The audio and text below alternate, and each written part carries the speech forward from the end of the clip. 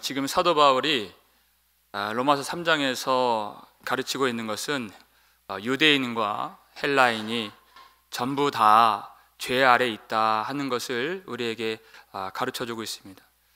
그것을 우리가 받아들여야 그 다음에 진정한 복음의 의가 무엇인가 그 설명을 우리가 들을 수 있기 때문에 유대인과 이방인들이 다 죄 아래 있다 하는 것을 우리가 깨달아야 돼요. 그런데 유대인들에게는 이 말씀이 참 불편합니다.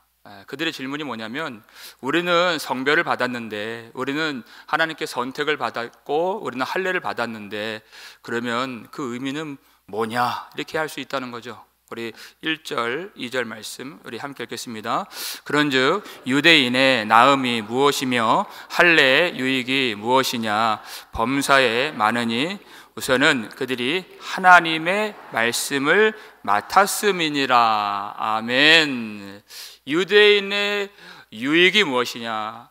하나님께 성별 받고 또 할례를 받았다 하는 그 특권이 무엇이냐? 그것은 하나님께로부터 말씀을 받은 것, 말씀을 맡은 것, 그것이 유대인의 특권인 것입니다. 얼마나 큰 일입니까? 말씀을 받은 거예요. 그리고 그 말씀을 받고, 이 말씀은 하나님의 계시요 하나님의 계명이죠. 이 말씀을 순종하여 열방의 천하 만민 가운데 하나님이 누구이신가를 알리고 하나님께로 돌아오도록 세움받은 제사장 나라가 이스라엘이기 때문에 말씀을 맡은 것은 너무나도 큰 사명이고 큰 축복이고 큰 특권인 것입니다. 문제는 그들이 말씀을 지키지 못했다, 말씀을 불순종했다. 그게 역사잖아요. 말씀을 순종하지 못했다.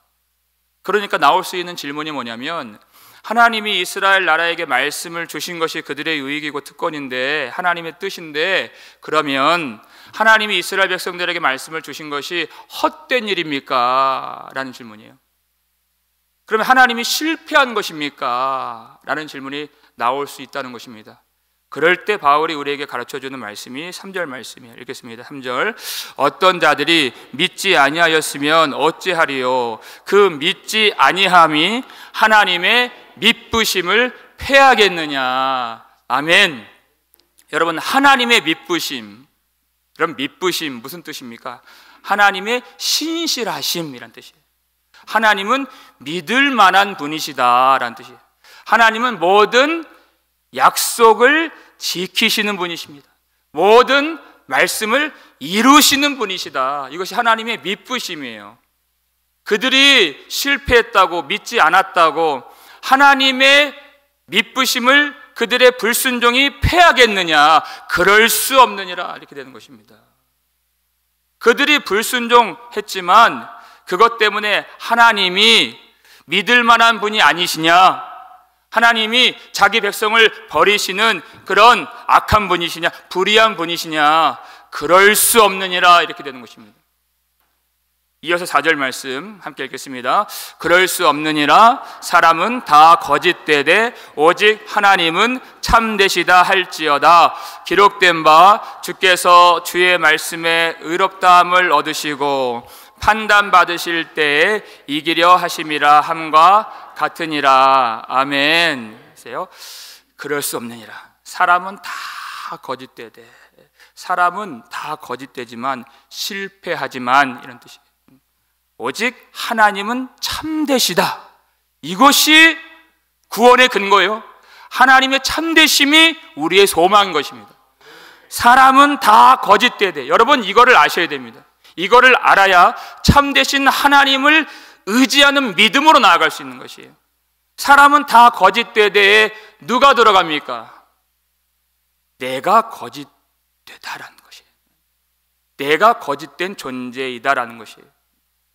그리고 오직 하나님만 참되시고 하나님만 의로우시다. 우리의 구원이 하나님의 참되심에 있지 나의 의에 있지 않다라는 뜻인 것입니다. 이게 복음인 것입니다. 그러면서 기록된 바 이렇게 나왔잖아요. 주께서 주의 말씀에 의롭다함을 얻으시고 판단받으실 때에 이기려 하심이라. 선뜻 잘 이해가 안 되는 것 같아요. 저는 좀 그랬어요. 여러분, 기록된 바 어떤 성경을 인용했다는 말입니다. 여러분, 어떤 말씀을 인용했을까요? 시편 51편 4절 말씀입니다. 읽겠습니다. 내가 주께만 범죄하여 주의 목전에 악을 행하여 싸우니 주께서 말씀하실 때에 의로우시다 하고 주께서 심판하실 때에 순전하시다 하리이다. 아멘. 여러분, 이 시편 51편 누가 썼습니까? 다윗이 쓴 시편이죠. 언제 썼습니까? 그렇게 하나님을 사랑한다던 다윗이 하나님의 계명을 어기고 밧세바하고 간음하고 그리고 그 여인을 차지하기 위해서 거슬리는 그의 남편 우리아를 죽였을 때 쓴 것이 아니라 그는 한참 동안 자기의 죄를 깨닫지 못하고 회개하지 못했습니다. 언제 깨달았습니까? 하나님이 그에게 나단 선지자를 보내셨을 때, 하나님이 말씀을 주셨을 때, 그를 책망하셨을 때 그가 깊이 회개하면서 눈물로 쓴 고백이 시편 51편인 것입니다. 주께서 말씀하실 때 의로우시다 하고 이렇게 되어 있어요. 주님이 나를 책망하시는 그 말씀을 하실 때 주님의 말씀이, 그리고 나를 책망하시는 주님이 의로우십니다. 사람은 거짓되지만 하나님은 참되십니다. 이 고백을 다윗이 드렸다는 것이에요. 여러분, 이게 될 수 있는 고백인지 아십니까? 안 되는 겁니다.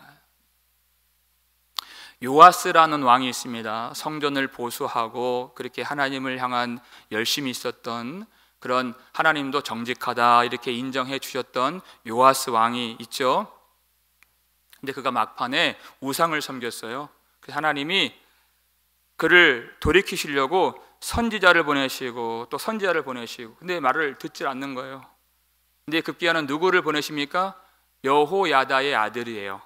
여호야다는 요아스를 1살 때부터 숨겨주고 살려주고 그리고 길러주고 말씀으로 양육하고 왕으로 세워준 그런 제사장입니다. 그의 아들의 말은 듣겠지. 생명의 은인이거든요.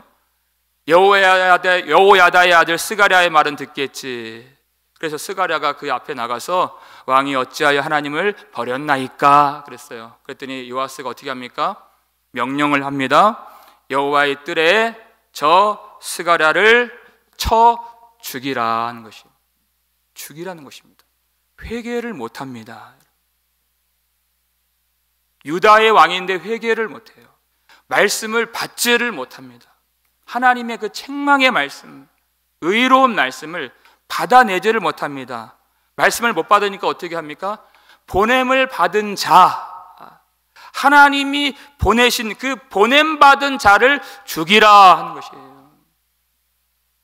그래서 예수님이 죽으신 것 아닙니까? 보냄을 받은 자.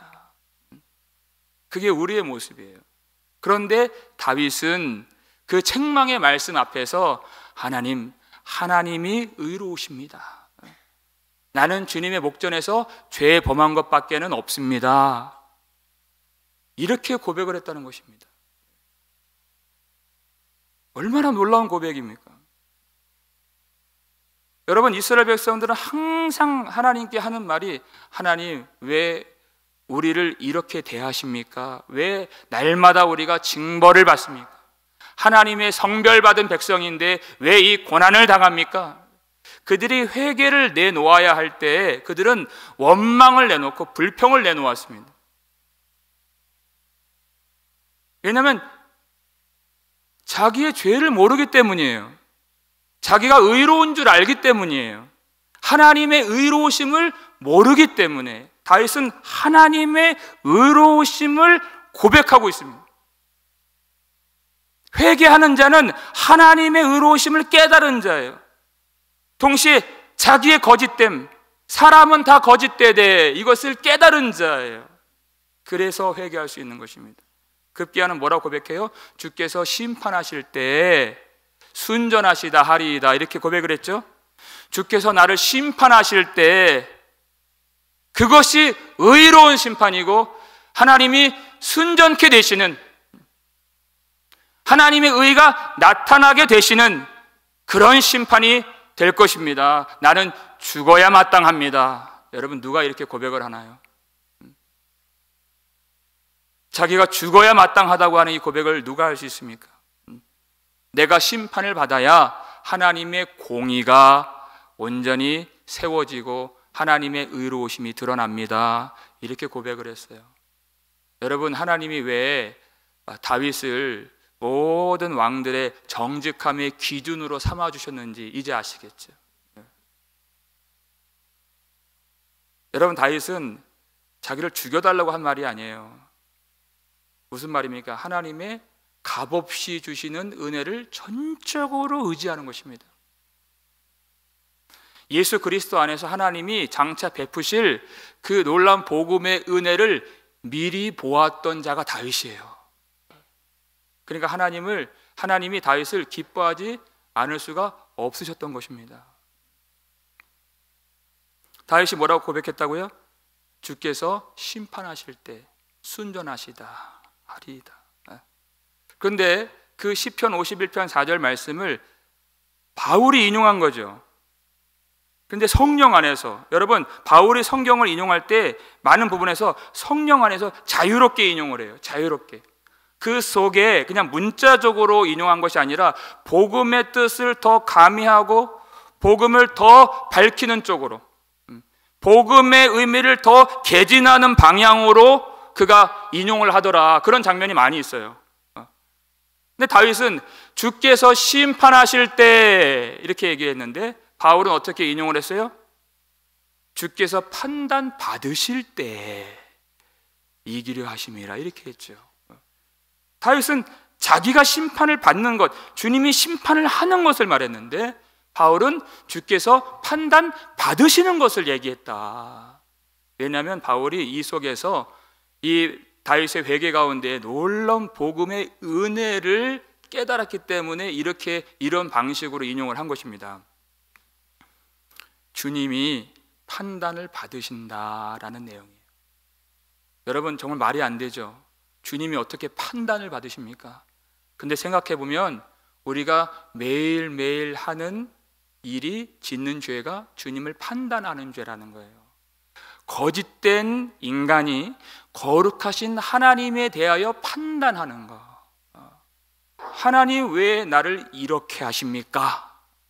하나님의 의로우심을 모르는 거죠. 우리가 자주 짓는 죄인 것입니다. 우리가 잘 아는 마태복음 25장 보면 달란트 비유가 있습니다. 거기에 5달란트 받은 사람, 2달란트 받은 사람, 그들은 칭찬을 받죠. 주인이 준 그 달란트를 가지고 성실하게 일해서 그들은 남겼습니다. 그랬더니 주인이 칭찬하고 또 상을 줍니다. 내 주인의 즐거움에 참여할지어다 이렇게 했어요. 여러분, 이 비유에 여러분 초점이 무엇입니까? 얼마나 남겼느냐, 주님이 그걸 보신다는 거예요.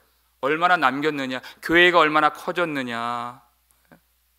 여러분, 그런 것들을 보시는 것이 아니라 그들이 그 5달란트, 2달란트 받은 자들이 얼마나 주인을 신뢰했다면, 얼마나 주인을 사랑했다면 그렇게 했을까가 이게 중점인 것이에요. 그 사랑이에요. 여러분, 누가 순종합니까? 나를 사랑하면 내 계명을 지키리라 그랬잖아요. 그 마음의 태도를 주목하신다, 주님은. 얼마나 남겼느냐가 관건이 아니라 그 마음의 태도가 어떠한가라는 것이에요. 그래서 1달란트 받은 사람, 아무것도 남기지 않은 사람, 그 마음의 태도, 주인을 향한 그 마음의 태도에 성경은 주목하고 있습니다. 마태복음 25장 24절 말씀을 보시면 읽겠습니다. 1달란트 받았던 자는 와서 이르되 주인이여, 당신은 굳은 사람이라 심지 않은 데서 거두고 해치지 않은 데서 모으는 줄을 내가 알았으므로 하는 거예요. 그러니까 남기지 않은 그 자체, 그 사실이 중요한 것이 아니라 그가 어떤 마음을 품고 있었는지를 지금 주목하고 있죠. 지금 이 1달란트 받은 사람은 아무것도 안 남겼어요. 아무것도 안 했어요. 책망을 받아야 되고, 그리고 그는 회개를 내놓아야 할 때인 것이에요. 그런데 뭐라고 변명을 하고 뭐라고 주인을 판단하고 있습니까? 당신은 굳은 사람이라 심지 않은 데서 거두고 해치지 않은 데서 모으는 줄 내가 알았기 때문에 내가 아무것도 안 남겼습니다. 무슨 뜻이에요? 주인은 아무런 노력도 없이 다 가져가는 나쁜, 악한, 착취하는 불의한 주인 아닙니까? 라고 따지고 있는 그런 대목이에요. 내가 아무리 열심히 일해도 다 주인께로 돌아가는데 내가 일해서 뭐합니까? 라는 원망을 쏟아붓고 있는 것이에요. 여러분, 정말 하나님이 그런 주인이십니까? 정말 불의한 주인이십니까? 아무것도 안 하고 아무것도 안 주고 다 돌려야 되고 가져가시는 그런 분이십니까? 정말 주인을 모르고 있어요, 이 사람은. 그 많은 사람들 중에서 그를 택했잖아요. 그리고 1달란트라도 준 거예요. 여러분, 5달란트에 비해서는 1달란트가 작을지 모르지만 성경을 보면 그 달란트라는 말이 엄청나게 큰 거예요. 금 34kg, 돈으로 환산이 안 되는 게 1달란트입니다. 1달란트라도 너무나도 큰 은혜예요. 그것을 가지고 성실하게 일했다면야 주인은 내 즐거움에 참여할지어다. 그래서 주인의 즐거움, 주인의 영광, 주인의 모든 것들을 다 줄 수 있는 탕자의 형에게 아버지가 뭐라 그래요? 그가 불평을 가졌을 때 내 것이 다 네 것이 아니냐, 이것이 아버지의 마음. 하나님은 우리에게 아낌없이 다 주신 분이십니다. 그의 아들까지도 주신 분이십니다. 그렇게 불의한 하나님이십니까? 그렇지 않습니다. 근데 왜 그렇게 말해요? 자기가 일하지 않은 것, 자기의 잘못을 가리기 위해서, 자기의 죄를 덮기 위해서 하나님까지도 악한 신으로 만들어버리는 그것이 인간의 죄다라는 것이에요. 여러분, 그래서 회개하는 것이 너무나도 중요한 것입니다. 회개는요, 하나님의 의로우심을 깨달은 자가 할 수 있는 거예요. 하나님의 사랑하심을 의지하는 자만이 회개할 수 있는 것입니다. 회개해야 될 때 회개하지 아니하면 하나님을 향한 원망이 쏟아져 나오고 하나님을 향한 그 불평과 판단이 우리 안에서 쏟아져 나오게 되는 것입니다. 얼마나 회개하는 것이 중요한지 몰라요. 자기의 의를 세우려고 하나님마저도 악하게 만들어버리는 그것이 인간의 죄인 것입니다. 여러분, 그래서요, 회개하지 않는 사람이 어느 가정에 들어가고 어느 곳에 들어가면요, 항상 다툼을 만들고 갈등을 만들고 불화를 만들어요. 답이 없습니다. 왜? 자기 의를 세우려고 하기 때문에. 그 사람, 지금 이 대목에서 제 말을 듣고 누군가 다른 사람이 생각난다면 여러분이 다, 사람은 다 거짓되되 그 안에 들어가 있다는 증거예요. 다른 사람이 아닙니다. 내가 그런 사람이라. 내가 그런 사람. 왜냐하면요, 그 순전한 욥이 그랬기 때문에 그래요. 하나님이 욥을 시험하실 때 그가 고통을 많이 당했죠. 그러니까 욥의 항변은 그거예요. 하나님, 나를 왜 이렇게 하십니까? 나는 죄가 없는데, 나는 잘못이 없는데 하나님 나를 왜 이렇게 대우하십니까? 그것이 항상 질문이고 그것이 불평이었습니다. 하나님 뭐라고 대답하시죠? 욥기 40장 8절 말씀에서 읽겠습니다. 내가 내 공의를 부인하려느냐, 내 의를 세우려고 나를 악하다 하겠느냐라는 것이 하나님의 대답이에요. 지금 욥의 항변, 지금 욥의 태도가 무엇입니까? 하나님 내게 왜 이렇게 하십니까?는 누구 잘못이라는 얘기예요? 하나님 잘못하고 계십니다. 그 뜻이죠. 하나님 지금 의롭게 하시는 것이 아니라 지금 크게 뭔가 지금 잘못하고 계십니다 라고 계속해서 그렇게 이야기를 하고 있는 거예요. 근데 하나님의 의를 지금 부인하고 있는 것입니다. 하나님이 지금 하시는 일들을 지금 부인하고 있는 거예요. 그러니까 하나님이 내 의를 세우려고 나를 악하다 하겠느냐 하는 것이죠. 여러분, 우리는 곧 죽어도 자기 의를 세우려고 하는 사람들이라는 것입니다. 예배를 드려도 겉모습은 이렇게 아름답지만 얼마나 많은 순간 내 의를 세우려고 예배를 드리는가. 하나님께 헌신할 때에도 정말 순전한 마음으로 은혜를 힘입고 헌신하는 것이 아니라 얼마나 나의 의를 세우려고 그렇게 헌신하는가. 하나님 목전에 있지만, 하나님 면전에 있지만, 하나님의 임재 앞에 서 있다 하지만 하나님이 전혀 보이지 않는 아나무인격이 될 때가 얼마나 많이 있는가. 여러분, 제가 잘 알죠. 제가 그런 사람이기 때문에 잘 아는 것이에요. 얼마나 자기 의를 세우려고 그렇게 하는가. 하나님이 욥에게 폭풍 가운데 임하셔서 말씀하십니다. 욥이 대답할 수 없는 질문들을 그렇게 하나님이 쏟아부으세요. 내가 땅에 기초를 세울 때 내가 어디 있었느냐? 내가 하나님같이 능력이 있느냐? 대답할 수가 없죠. 하나님이 욥기 38장에서 계속 말씀하시는, 줄기차게 그렇게 쏟아부으시는 질문들이 뭐냐면, 말씀들이 뭐냐면, 하나님이 창조의 하나님이시다라는 것이에요. 창조의 하나님이시다. 여러분, 창조의 하나님에 대한 이 개념이 여기서 왜 갑자기 등장해야 되는 것입니까? 성경은 왜 하나님의 창조하심으로 시작이 됩니까? 이 세상의 모든 물질과 모든 사건들은 다 이유가 있고 원인이 있습니다. 뭐든지 어떤 만들어진 모든 것들은 다 출처가 있는 것이. 이 종이가 있으니까 책이 나온 거 아니겠습니까? 다 이유가 있고 원인이 있는데, 한 가지, 창조만은 그 이유가 없고 원인이 없다는 것입니다. 아무것도 없는 중에 되어진 일, 이게 창조인 것입니다. 하나님이 하셨다, 이것 말고는, 하나님 말고는 그 어떠한 이유도 없는, 어떤 현상이나 작용이나 물질이나 조건이나 이유가 없고 원인이 없는, 그것이 창조인 것입니다. 왜 하나님이 그것을 말씀하시는가? 여러분, 욥의 인생이, 욥의 고난이 어떻게 시작이 되었죠? 사탄이 나타나서 하나님, 욥이 까닭없이 하나님을 경외하리까, 까닭없이 이 문제를 제기했어요. 이유가 없이 하나님을 그렇게 잘 섬기겠습니까? 이유가 있으니까 그렇게 하는 것이죠. 하나님이 축복을 주셨기 때문에, 형통을 주셨기 때문에 그렇게 하나님을 예배하고 섬기는 것 아니겠습니까? 그러니까 하나님이 그 이유와 형통, 그 원인을 다 제거하신 것이에요. 하나님 말고는 아무것도 남지 않도록, 하나님의 의로우심, 하나님의 선하심 말고는 어떠한 까닭이나 이유가 남지 않는 대로 욥을 끌고 가셨다는 것입니다. 그것이 욥의 인생인 것입니다. 그래서 하나님이 창조의 하나님이신 것을 가르쳐 주고 계시는 것입니다.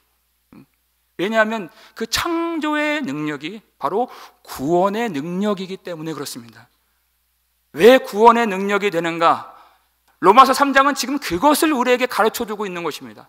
로마서 3장 24절 말씀을 보시면 읽겠습니다. 그리스도 예수 안에 있는 속량으로 말미암아 하나님의 은혜로 값없이 의롭다 하심을 얻은 자 되었느니라. 아멘. 여러분, 욥기에 나오는 까닭없이가 지금 로마서에 나오는 값없이와 똑같은 단어인 것이에요. 값없이. 하나님의 구원의 능력이 무엇인가? 욥은 왜 불평을 했습니까? 왜 하나님이 잘못하고 계십니다, 이런 마음의 태도를 가졌습니까? 자기가 의롭다고 생각했기 때문이에요.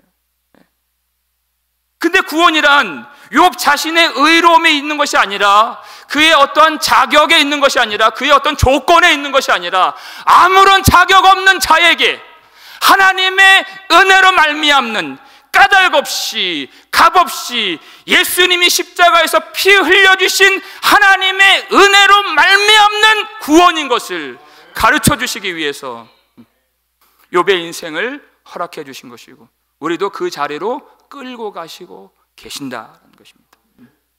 하나님의 그 까닭없는, 값없는 놀라운 은혜의 자리로 우리를 이끌어 가신다는 것입니다. 그게 구원의 능력입니다.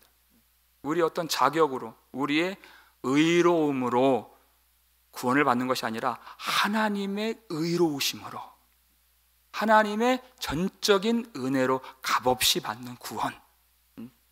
그것을 욥이 깨닫고 진실하게 회개하면서 이렇게 고백하는 것입니다. 욥기 42장 2절 보니까 주께서는 못하실 일이 없사오며 무슨 계획이든지 못 이루실 것이 없는 줄 아오니 그랬어요. 주님께서는 무슨 계획이든지 못 이루실 것이 없으신 의로우신 하나님, 참되신 하나님이십니다 하는 것이에요.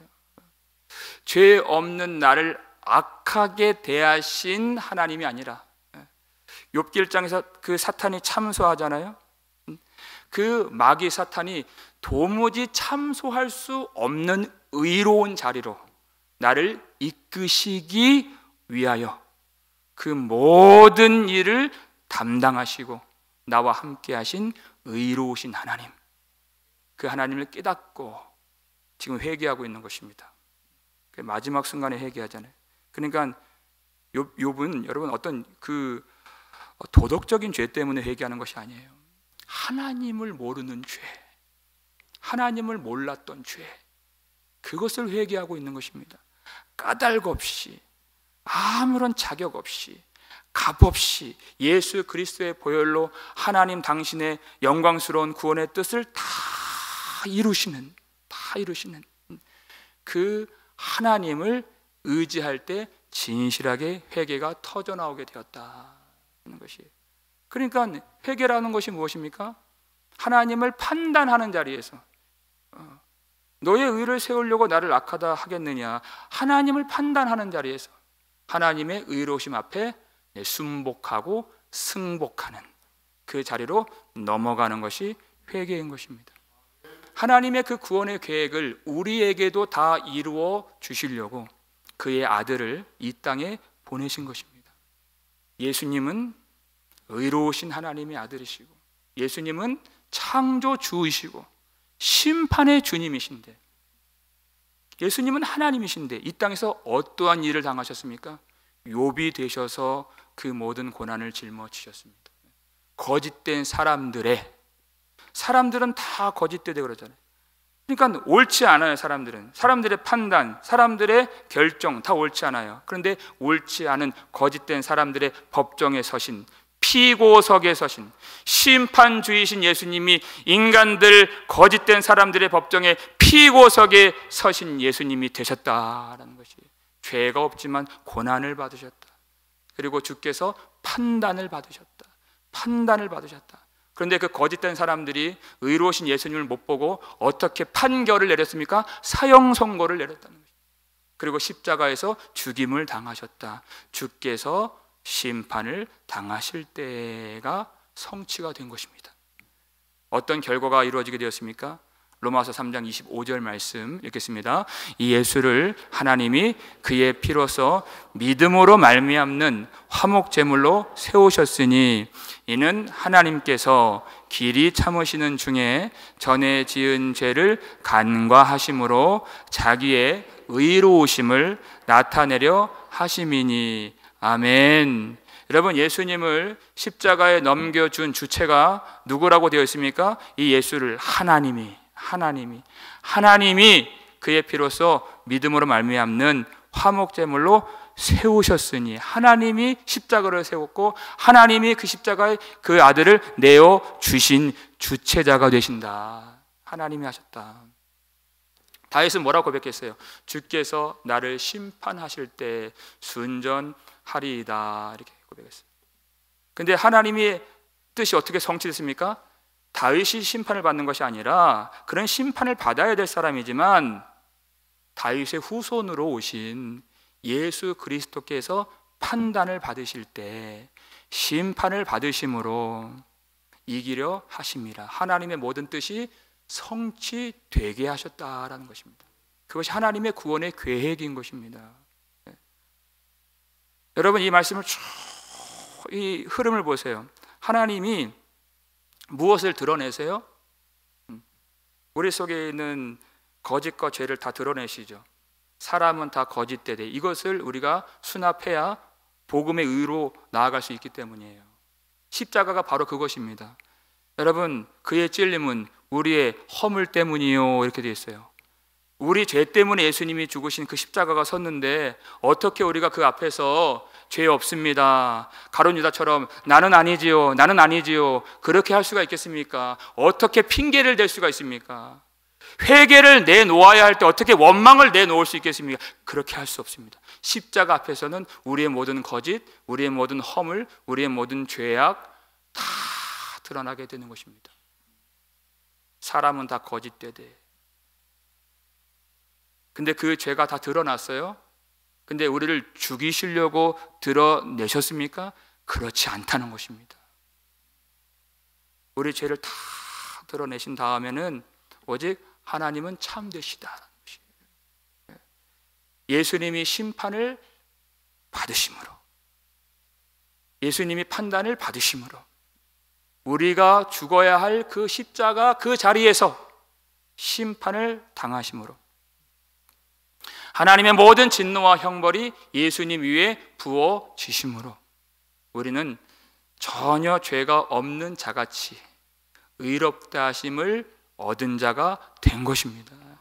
이게 복음입니다. 여러분, 하나님이 정말 우리를 그렇게 박하게 대하셨습니까? 하나님이 정말 아무것도 안 하시고 아무것도 안 주신 그 악하고 게으른 종이 말했던 그런 주인이십니까? 그렇지 않습니다. 하나님은 우리를 의롭게 만드시려고 자기 아들을 아낌없이 내어주신 그 십자가를 통해서 그 사랑이 얼마나 놀랍고 얼마나 완전한가를 다 드러내신 사랑의 하나님이십니다. 여러분, 우리가 어떻게 용서를 받았나요? 하나님은 말씀으로 창조하셨습니다.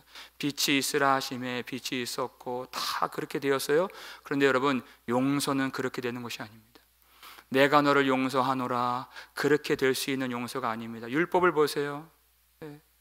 죄의 삭은 사망이요 그랬습니다.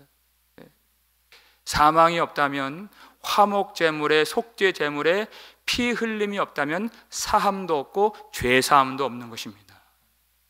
근데 하나님이 자기 아들을 믿음으로 말미암는 화목 제물로 세우셨으니 하는 것이에요. 그냥 말로만 되는 용서가 아니라 예수님이 우리 대신 심판을 당하셨기 때문에 하나님의 공의가 보존되고 하나님의 공의가 다시 드러나게 된 것입니다. 이 십자가는 하나님의 그 놀라운 사랑만 드러낸 것이 아니라 예수 십자가 대속의 죽음을 통하여 하나님의 모든 율법이 요구하는 바가 성취가 되고, 사탄이 도무지 우리의 구원은 거짓이다, 잘못되었다, 불의하다, 이것은 반칙이다, 그렇게 할 수가 없는 완전한 의의 자리로 우리를 올려놓으시는 하나님의 공의가 드러난 십자가인 줄로 믿으시길 바랍니다. 우리가 죽임을 당해야 되는 그 십자가, 다윗이 고백을 했던 것처럼 주께서 나를 심판하실 때 순전하시다 하리이다 하는 그 자리. 그러나 다윗의 후손이신 예수 그리스도께서 대신 심판을 받아주심으로써 하나님의 완전한 사랑과 완전한 의의를 드러내신 그 놀라운 하나님의 사랑과 의로우심을 어디서 할 수 있습니까? 십자가에서만 할 수 있는 것입니다. 어디서 하나님의 사랑을 깨닫고 발견할 수 있습니까? 십자가에서만 발견할 수 있는 것입니다. 어디에서 하나님이 의로우시다 할 수 있습니까? 나의 어려운 환경입니까? 사람들이 욕하고 무시하고 손가락질하는 나의 삶의 자리입니까? 그렇지 않습니다. 십자가 앞으로 나오십시오. 거기서 하나님이 얼마나 선하시고 의로우신 분이신지, 그리고 나를 어떻게 어디로 이끌고 가시는 선한 분이신지, 참된 분이신지 알 수가 있는 것입니다. 여러분, 다윗같이 죄 많은 것도 하나님의 계획을 뒤집어 엎어버리지 못했습니다. 죄 많은 것도. 욥은 자기가 까닭없이 고난을 받는 줄 알았습니다. 그러나 회개할 때 자기가 값없이 은혜 받은 자인 줄 깨닫게 되었습니다. 여러분, 그 은혜를 우리 모두가 다 누릴 수 있기를 주의 이름으로 축원합니다. 찬송가 254장 2절 보니까 약하고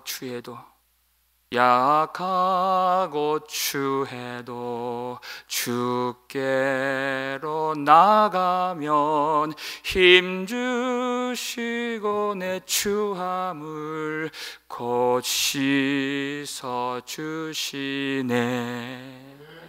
욥처럼 약하고 다윗처럼 추하고 이스라엘 백성들처럼 실패하고 불순종한 사람들이라 할지라도 하나님은 예수 그리스도 안에서 당신의 모든 구원의 계획을 능히 이루시는, 모든 계획을 이루지 못하심이 없는 의로우신 하나님이신 줄 십자가 앞에서 발견하시기를 주의 이름으로 축원합니다. 그 하나님의 의로우심을 알아야 우리가 온전히 주님을 의지할 수가 있고 나의 인생을 다 맡길 수 있는 것입니다. 여러분, 다윗이 언제요? 욥이 언제 하나님의 의로우심과 참되심을 깨달았습니까? 진실하게 사람은 다 거짓되되 자기의 죄를 깨닫고 자백하고 고백하고 회개할 때 다윗은 하나님의 의로우심을 깨닫게 되었고 욥은 그 회개할 때 하나님의 참되심과 의로우심을 알게 된 것입니다. 여러분, 진실한 회개 속에 들어가시길 바랍니다. 여러분, 진정으로 회개할 수 있길 바랍니다. 내가 얼마나 거짓된 존재인가, 하나님의 은혜가 한순간도 없다면 넘어질 수밖에 없는 그런 연약한 존재인가, 얼마나 무지한 말로 하나님은 이렇다 저렇다 판단했던 존재인가.